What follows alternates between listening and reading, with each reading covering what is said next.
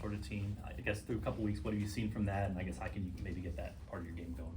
Yeah, we want to get explosives going any way we can. Yards after catch, run or pass is important. So we want to make sure we stick to that and understand that. But at the same point in time, I think like just the execution part of it, whatever it is, if it's run after the catch, if it's more of an explosive play downfield, anything is really what's important to us. So, but that's certainly something we want to focus on. Matt, I'm sure when you look at the running game, you feel like everyone becomes a piece of it. But are you seeing enough creases in there that you feel like there were some opportunity to gain some more yards in the run plays? Yeah, it's hit and miss per play. There's some runs where I think we all see that, and the RBs see it. I think that's every game. It's our job as coaches to make sure that they understand where that's at and then when to hit it is a big part of it. So the correction part of any game, when you go through it, win, lose, or draw, you want to make sure that we're teaching the right stuff to them, and then they got to execute it. So the one thing, just understanding with our RBs and knowing that in our run game, we want to really get that going. It hasn't been there yet, but that's something that we want to emphasize. It's been a pretty even split between Kareem and Pacheco. Is there any thought to maybe giving one guy a little bit more than the other, or you just want to stay? I don't think necessarily. The running back position, guys can get hot when they have certain carries. You can start to feel that. Some games are different for other guys, but we don't have anything in particular where we're like, we got to get, one or the other more carries. But it's probably, like a shooter, when you're hot, you're on fire, get them more carries and vice versa. Matt, is it easier to get the running game going from under center, to have a little more, that the defense has to prepare for, not, as opposed to maybe a limited number of run plays that you have out of a shotgun or a pistol? What I would say to that part, so a couple parts to that. Number one is the team. Who are you?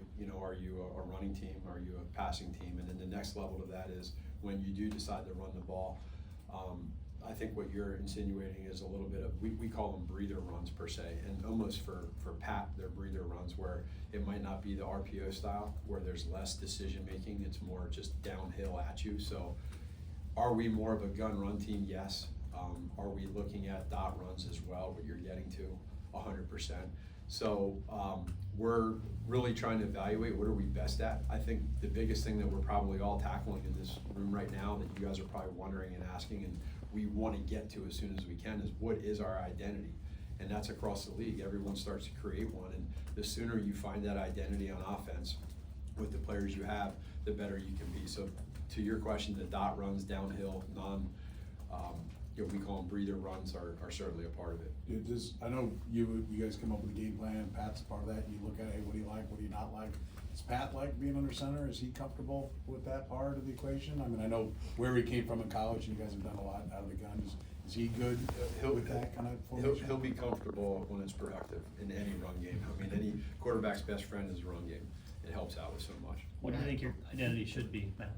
Well, that's every year it's a little bit different of a question for everybody, but whatever it is, whether it's running the football, play action, RPOs, drop back, it's a little bit, I'd say the Kansas City Chiefs with our quarterback is probably a little bit more drop back, and maybe not as much play action for some teams, but it's really when I say identity, it's not so much 30,000 foot view, run and pass, it's more scheme-wise, whether it's in the run game, inside zone, outside zone. Matt, so much on St. Joe and throughout the preseason on the explosive plays, and just how would you evaluate so far? I know there's some that Mahomes has missed out on that I'm sure he wants back throughout the course. Yeah, we're always going to look at that and make sure that we're executing those type of downfield plays when we have them, and sometimes teams are taking them away. One thing you're probably noticing early on is there are more downfield throws this year than in years past. Now we just got to connect on some of them. We did it at the end of the game. It was too late.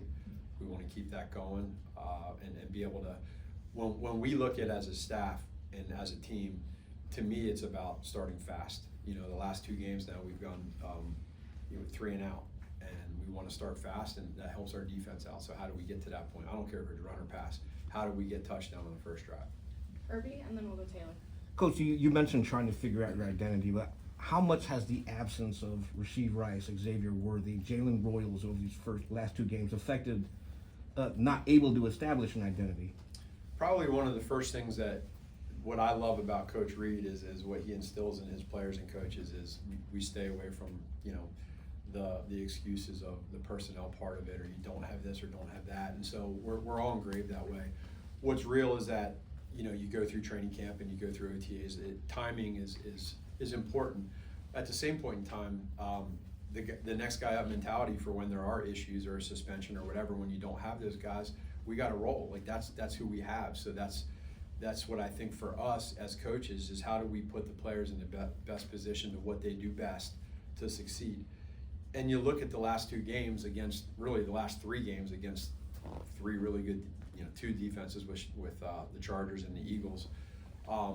It's not easy, but we're there, and it's not good enough for us, but we know we are close. And then the next part that Coach Reed does is, and Veach, is they bring in people that are really good at handling adversity.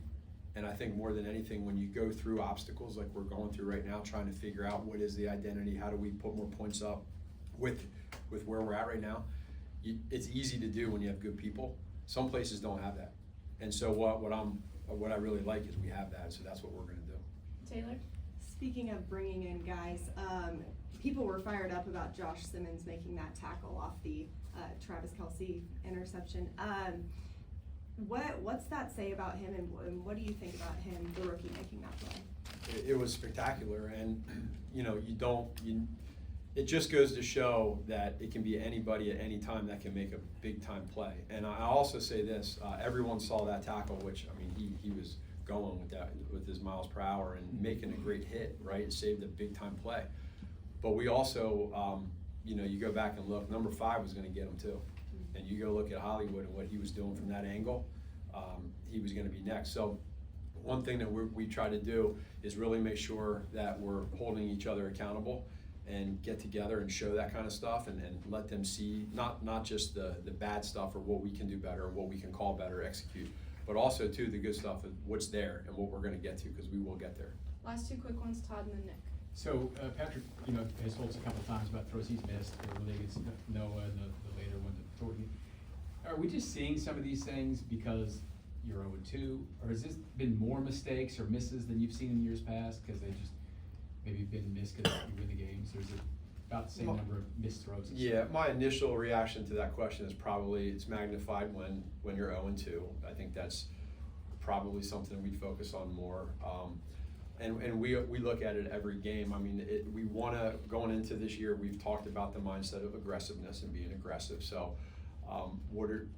sometimes the incompletions are still investment throws for stretching the defense and not letting them just play 10 yards downfield. So, but in practice, I think that's where we got to make sure, are we taking the shots, and then are we catching the ball in practice, taking that to the game. But we're on it every day, making sure that we're not going to stop with that. We got to keep that going.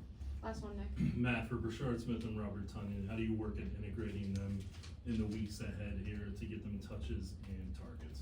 Both really good players, both have packages, and they understand too that they're both next man up mentality. So, you know, you look at our tight end room, and Bobby's done a great job at stepping in, and he's a vet. He's done a lot of good stuff for us. So there's a lot of trust in him. And then with Brashard, he's learning still. So I think he's at a good pace right now. And then we'll continue to keep him in some packages and keep changing up what we do with him. And he's really growing. So I like both of those guys.